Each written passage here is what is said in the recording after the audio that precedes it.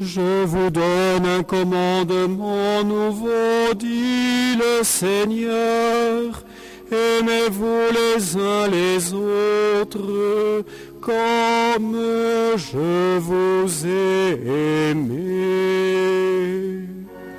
Gloire et louange à toi, Seigneur Jésus. Le Seigneur soit avec vous. Et avec votre esprit. Évangile de Jésus-Christ selon saint Jean. Gloire à toi, Seigneur.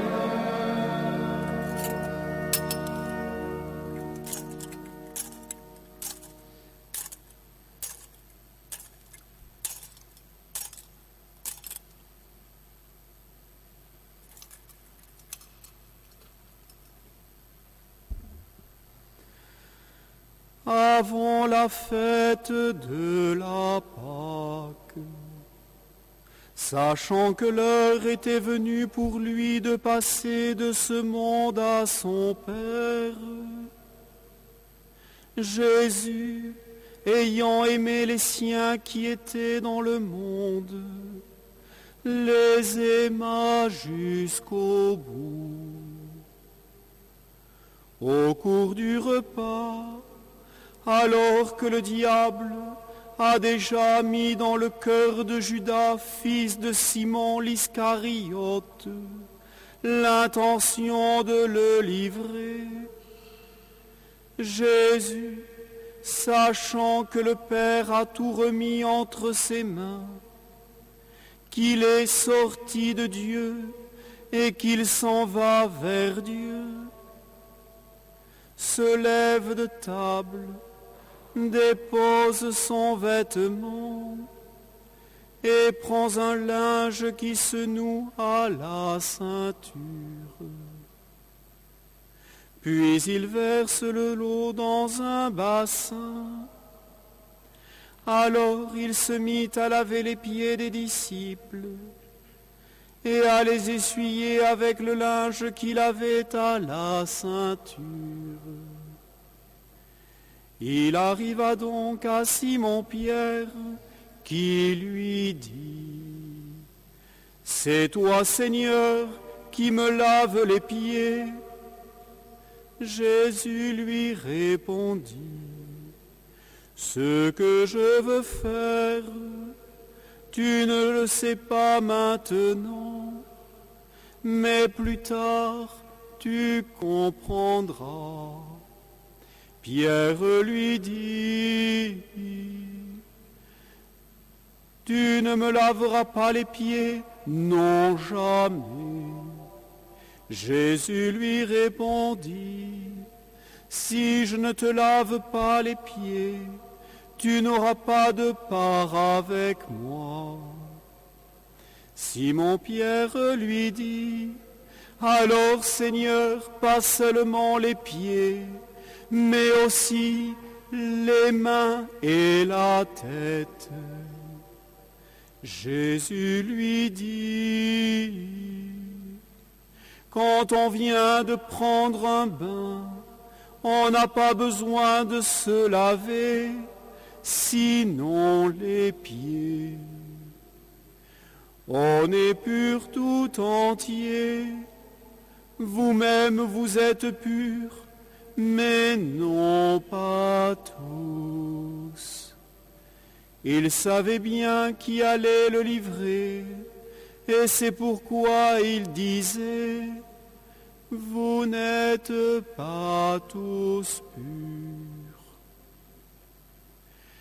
Quand il leur eut lavé les pieds, il reprit son vêtement, se remit à table, et leur dit, « Comprenez-vous ce que je viens de faire pour vous? Vous m'appelez Maître et Seigneur, et vous avez raison, car vraiment je le suis. Si donc moi, le Seigneur est le Maître. Je vous ai lavé les pieds. Vous aussi, vous devez vous laver les pieds les uns aux autres. C'est un exemple que je vous ai donné, afin que vous fassiez vous aussi comme j'ai fait pour vous. Acclamons la parole de Dieu. Louange à toi, Seigneur Jésus.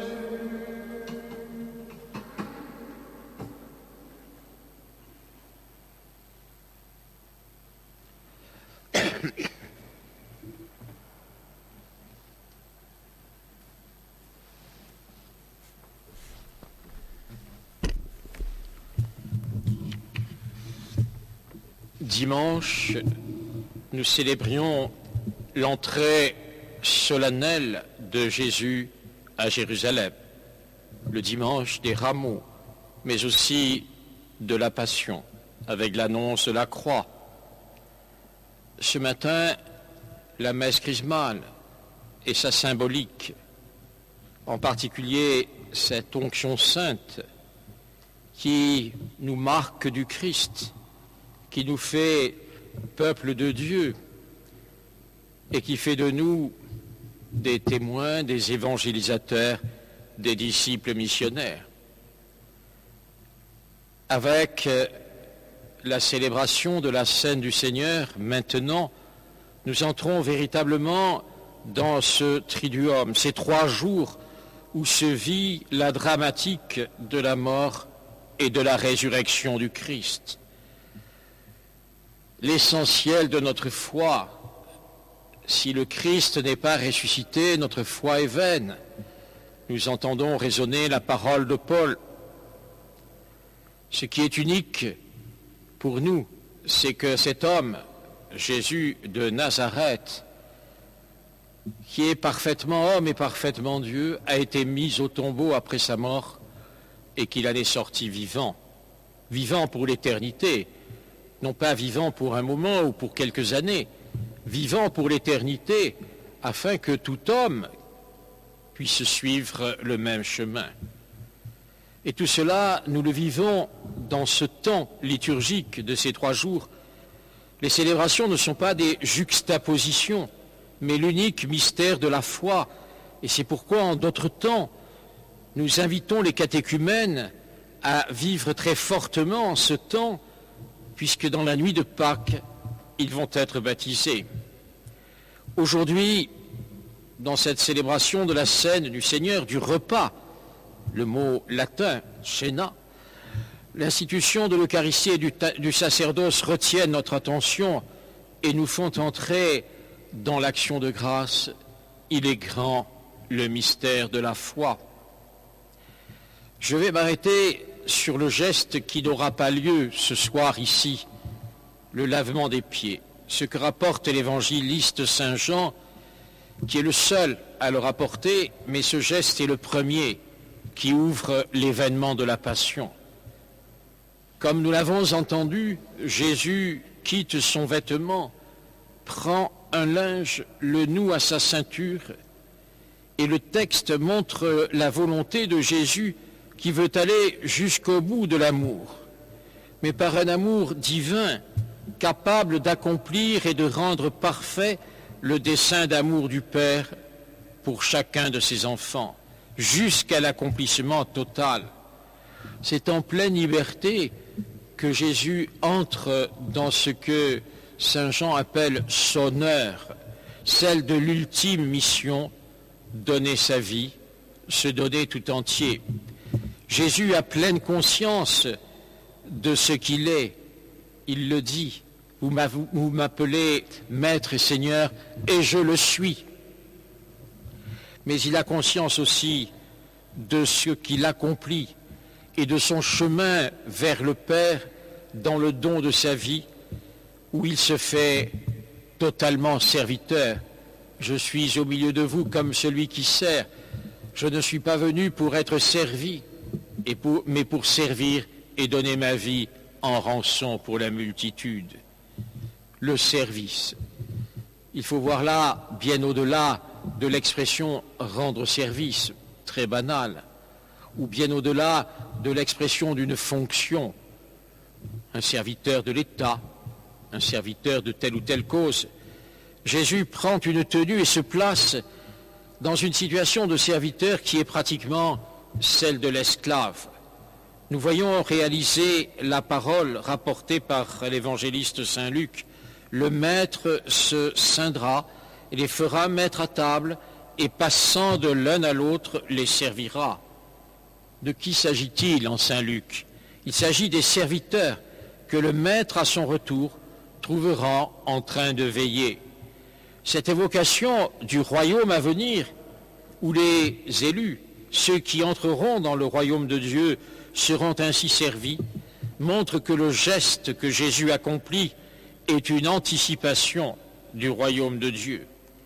Mais ce service est bien plus qu'une leçon d'humilité ou une leçon que Jésus voudrait donner à ses disciples pour qu'ils se fassent proches des autres, qu'ils se mettent au service des autres. Le vocabulaire lui-même l'indique.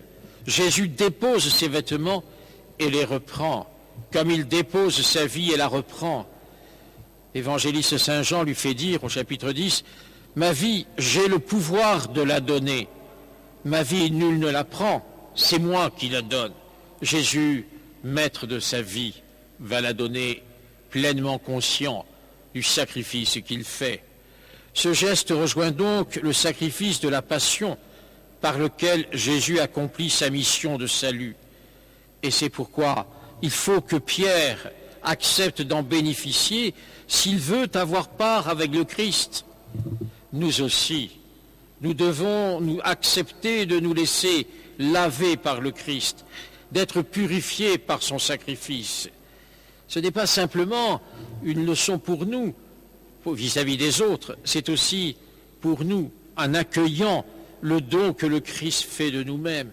Il nous faut accepter humblement de nous laisser laver les pieds par le Christ, de nous laisser purifier par lui, de bénéficier de ce sacrifice suprême sans lequel nous ne pouvons rien.